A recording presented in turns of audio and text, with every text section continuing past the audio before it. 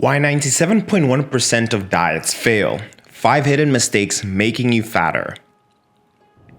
I started my fitness journey 7 years ago, and this is what I look like today. That's not the entire story. I went through several different diets in this fitness journey and failed a lot, and finally succeeded for good.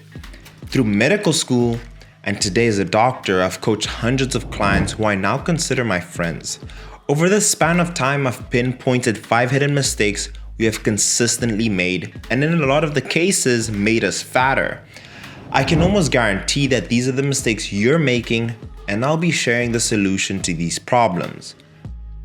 Meet JL, Dr. Amin, and Matt. They successfully transformed their body and can confidently say they're never going back. Let's dive into these 5 hidden mistakes and their science-based solutions. Mistake 1. Under or overestimating calories.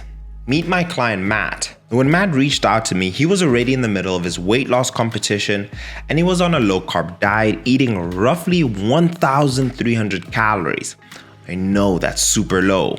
He found himself being low on energy and his weight loss wasn't as drastic as it should have been on such low calories. Unfortunately, Matt was already down the rabbit hole and he only had 1 month left until his competition, which forced me to use quite drastic measures. But even so, I increased his calories and he lost 10 pounds during our month together. Matt was ticking all the boxes daily, and that allowed him to achieve this amazing result. Under and overestimating calories is a common mistake. A 2002 study compared 2 groups. Group 1 had professional dietitians who had experience in recording food intake, and Group 2, which had very little experience. The results? The dietitians underreported their energy intake obtained from the food records by an average of 223 calories per day, which was not different from their energy expenditure, meaning they were breaking even. Participants in the control group, as hypothesized, significantly underreported their energy intake by 429 calories a day, meaning that it's very easy to overeat if you're not experienced, and overeating 400 to 500 calories is enough to keep you out of a caloric deficit and explains exactly why you aren't making any progress despite all your efforts. Here's a perfect example. Here are 2 rice cakes with peanut butter. However, one of them has 150 calories extra of peanut butter. You barely notice the difference. Another example is oats. Here are 2 bowls, but one bowl has 200 extra calories of oats. The solution to this problem is simple. If possible, use a food scale to accurately measure the amounts of food you're consuming. Using apps like MyFitnessPal or Lose It. After a few weeks of tracking, you have a better idea of that food that you're consuming. Any other way, you're really just taking shots in the dark. Mistake 1.5 is misinformation, or simply not knowing how to fix these issues. So many people have no idea how to diet or at least get in better shape. To help them and me, gently hit the video the thumbs up. If you're new, subscribe and hit the notification bell to never make a dieting mistake again. Seriously, people finding this content will be super helpful in their journey. Mistake 2. Now that we instantly fixed that problem, let's jump into mistake 2. Meet my client JL.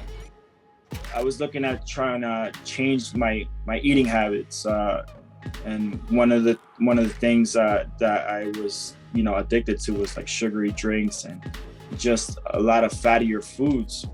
And I remember stumbling across one of your nutrition videos of what healthy foods to eat at the same time that are enjoyable. And I was like, I think I saw one of the things was like you had a healthy burger, Mike's Burger is what you called it.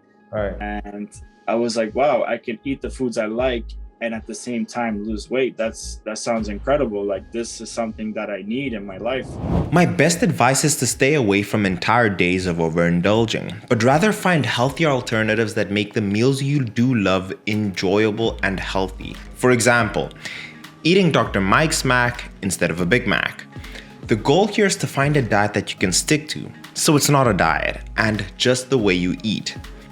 If you want to pick any of the EHP Lab supplements, you can click the link in the description everything is 45% off for Black Friday. And if you use the discount code DIAMONDS10, it adds an extra 20% off your entire order, and that directly supports me. Cheat days and doing this occasionally won't get in the way of anything, but doing it too frequently can give rise to many macro and micronutrient deficiencies. Cheating itself is not a mistake. In fact, I think you should have a weekly refeed. For the purpose of this video, in short, have a cheat meal once per week and try not to exceed 150% of your current caloric intake for the day. It makes your diet as a whole more enjoyable and generally improves dietary compliance and thus long-term results. Mistake 3, drastically dropping calories too quickly. This is a mistake I made in my first 3 years of my dieting journey. In my own experience, when doing deeper cuts, deeper caloric deficits too quickly has resulted in lower caloric compliance. What happens is ghrelin, the hunger hormone, has aggressive spikes as a result of low caloric intake. Also, as you decrease in body fat, this results in low leptin levels. One of the functions of leptin is to induce satiety. It signals to your brain fullness. Low levels of leptin results in consistently feeling hungry. If at any point your mental strength gives in to the hunger, overindulging is a common result. A scenario where you take one step forward and take 2 steps back. To reiterate, there's no problem in being in a deep caloric deficit too quickly, but you should be prepared for the consequences of doing this. How I fixed this permanently? I gave myself more time to lose weight. Instead of the standard 16 weeks, I took 32 weeks at a weight loss rate of 1 pound per week on average. Ask me in the comments if you need more advice on this. I'll be happy to help you. Mistake 4, over/under eating macronutrients. Meet Dr. Amin.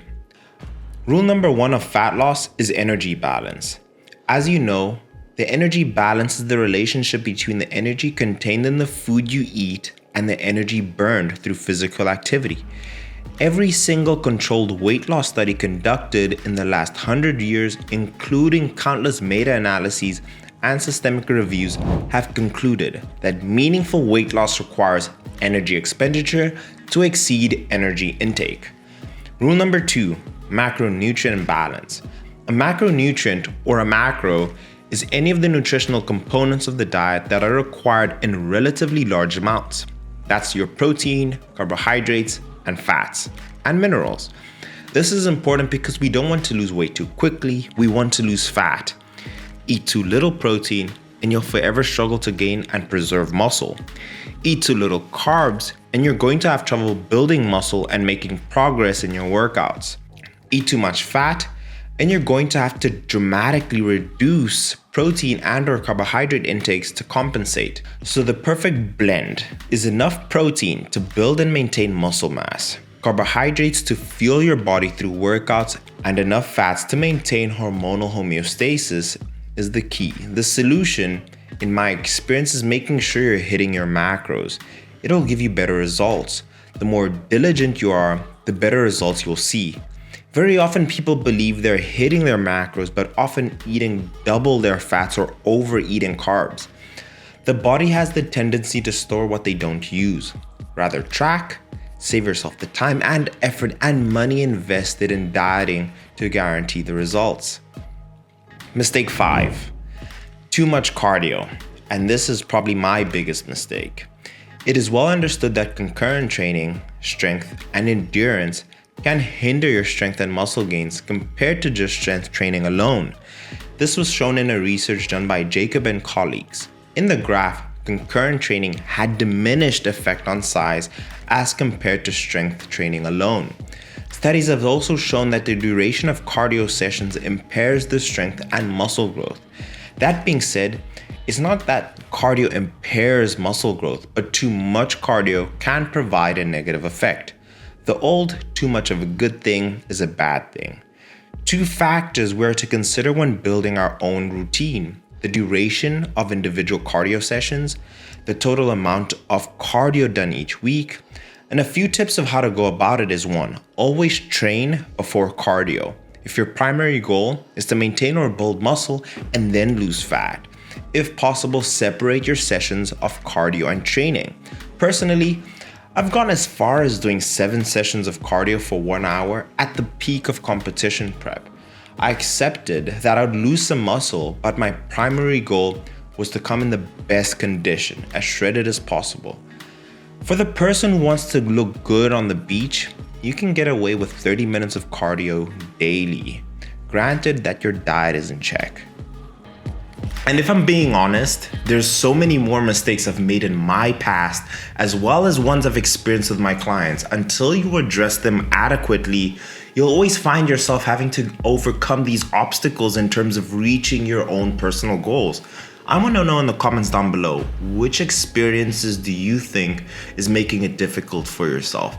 I know that even just being in a diet consistently and maybe way too long can be extremely detrimental just because you become very hungry, very food focused. Let me help you.